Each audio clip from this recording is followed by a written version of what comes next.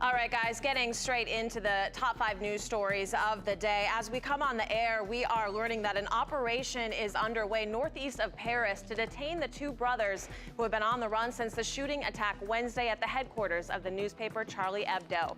Officials say they stole a car amid gunfire early this morning, and police say they have taken a hostage. Police forces in France have been using all resources to search for the 2 suspects. We have also learned that the 2 were listed in an American terrorist database and were also on the U.S. no-fly list. 8 journalists, 2 police officers, a maintenance worker, and a visitor were killed in the attack on Wednesday, and 11 people were found wounded, 4 of them critically. Charlie Hebdo had been a target in the past for its caricatures of the Prophet Muhammad. Surviving staff members say they plan to release a special edition next week.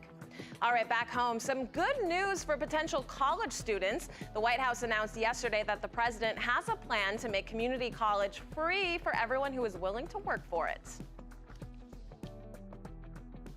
Put simply, what I'd like to do is to see the first 2 years of community college free for everybody who's willing to work for it.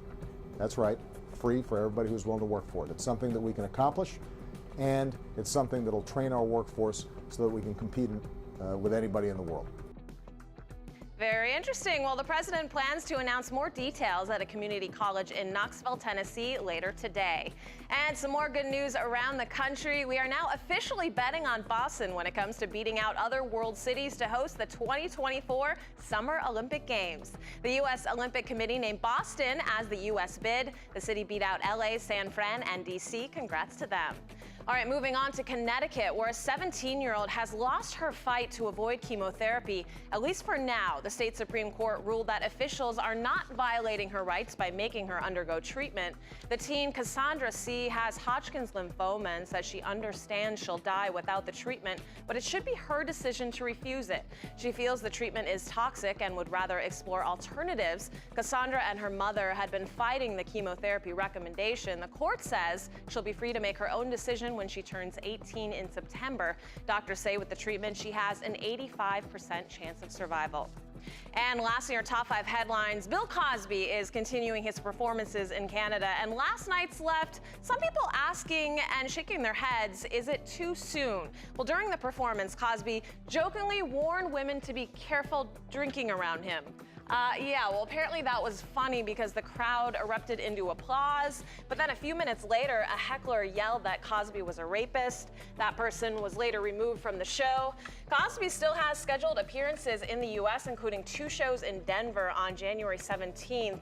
You know, he has put out a statement after the show. So he wrote, quote, "Dear fans, one outburst, but over 2,600 loyal, patient, and courageous fans enjoyed the most wonderful medicine that exists for humankind. Laughter, I'm far from finished."